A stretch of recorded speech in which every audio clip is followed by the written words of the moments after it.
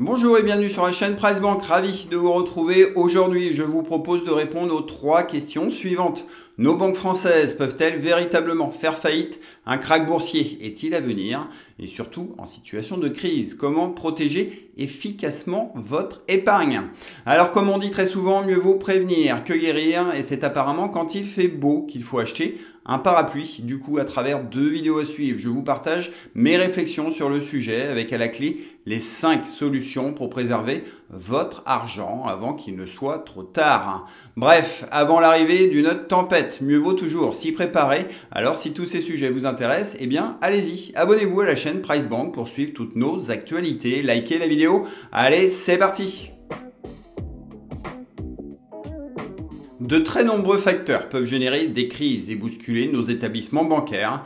Ça peut être des tensions géopolitiques, ça peut être les taux élevés de nos banques centrales, l'arrivée des monnaies numériques ou l'éclatement d'une bulle spéculative. Ça peut être également les faillites massives de nos entreprises. Et bien sûr, je ne vous parle même pas de l'insolvabilité de l'État français pouvant entraîner des répercussions significatives sur nos propres économies.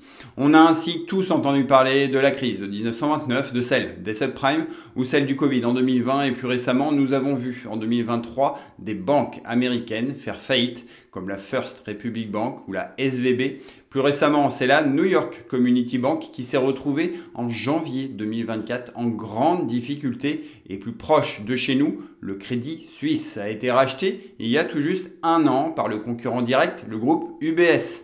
Bref, demain, d'autres faillites viendront fragiliser l'équilibre précaire sur lequel nous sommes et Jérôme Powell, le président de la Réserve fédérale, a lui-même confirmé dans une interview sur la chaîne CBS News qu'une nouvelle crise bancaire avait déjà commencé en raison d'une crise de l'immobilier commercial.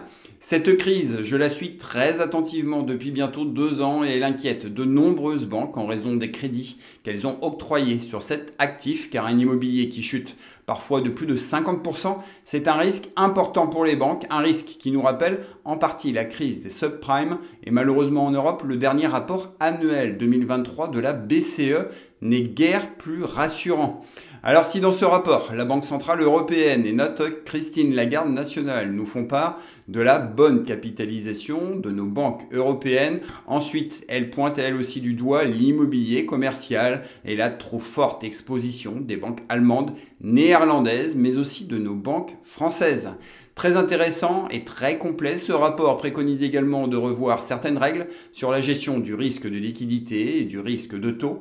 Il évoque aussi les risques liés au changement climatique. Bref, pour tous ceux qui veulent en savoir plus, je vous invite à prendre connaissance de ce rapport. Je vous mets le lien en description de cette vidéo et au final, si Madame Lagarde ou Monsieur Powell nous disent que le problème sera gérable, eh bien ne soyons pas dupes car de toute façon, on le sait, ils ne cherchent pas à nous dire la vérité. Non, comme tous nos politiques, ils cherchent surtout à nous rassurer afin d'éviter à tout prix une crise majeure et un bank run généralisé.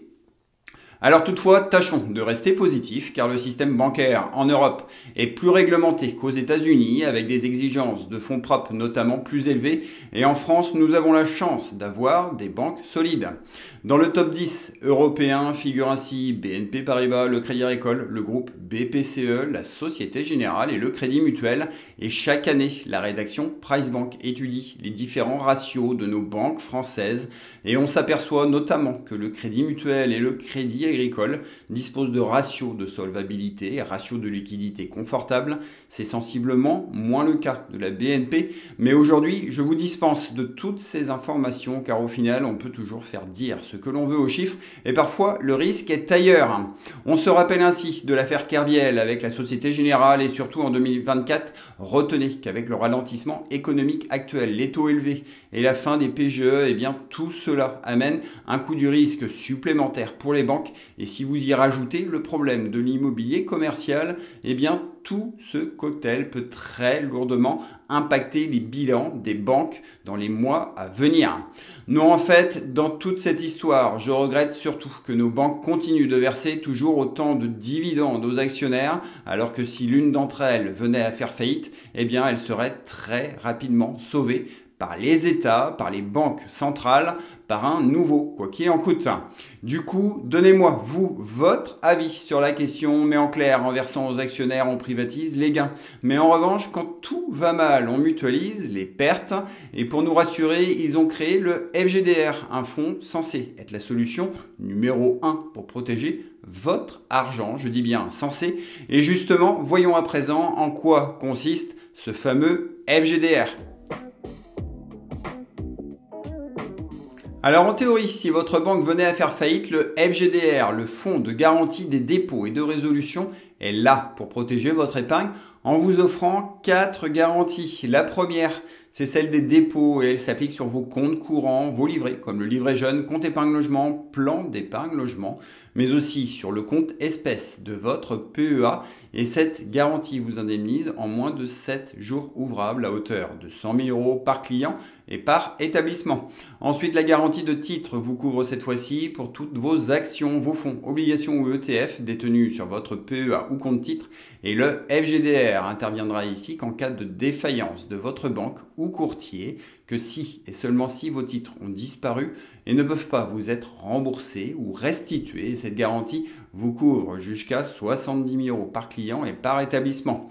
Ensuite, le FGDR a récemment ajouté une garantie à hauteur de 20 000 € vous protégeant en cas de faillite d'une société de gestion de portefeuille, et la garantie de caution concerne moins le particulier car elle porte sur les cautions de certaines professions réglementées. Bref, pour l'épargnant français, c'est bien les garanties de dépôt et de titres les plus importantes. S'y ajoute ensuite la garantie de l'État, couvrant tous vos livrets réglementés, livret A, LDDS et livret d'épargne populaire à hauteur de 100 000 € maxi par client et par banque. Et enfin, pour vos contrats assurance vie, eh bien, vous bénéficiez du FGAP, une garantie à hauteur de 70 000 € maximum par assuré et par assureur. Bref, en théorie, vous le voyez, tout est apparemment très rassurant. Et pour savoir si votre banque ou courtier dispose bien des garanties du FGDR, vous pouvez le vérifier très facilement depuis leur site internet. Je vous mets d'ailleurs le lien en description. Par contre, la théorie, c'est bien, mais dans la pratique, notez qu'il y a toutefois un problème de taille avec ce FGDR, car selon les chiffres officiels de la Banque de France, eh bien les Français ont collecté au 30 novembre 2023 2 800 milliards d'euros de dépôts bancaires, dont plus de 1 900 milliards sont concernés par la garantie du FGDR. Mais malheureusement, le dernier rapport du FGDR nous apprend que leur fonds de garantie dispose de seulement 7 milliards d'euros pour couvrir les 1 900 milliards d'épargne des Français. Bon, bref, vous l'avez compris, en cas de crise bancaire généralisée, ce FGDR, aussi valeureux soit-il, ne pourra pas satisfaire tout le monde. Du coup, je vous laisse décanter cela tranquillement. Donnez-moi à chaud votre avis. Dites-moi si vous pensez qu'une banque française peut être un jour en difficulté. Et semaine prochaine, promis, j'arrive qu'avec des bonnes nouvelles et vous découvrirez ainsi les 4 solutions très concrètes pour sécuriser vos finances. Alors, ne loupez sous aucun prétexte la seconde partie. Et si vous avez aimé ce contenu, eh bien, grand merci à vous de partager la vidéo. Merci de la liker avec un énorme pouce de schtroumpf. Merci de vous abonner à la chaîne et retrouvez en description de cette vidéo tous nos outils et articles.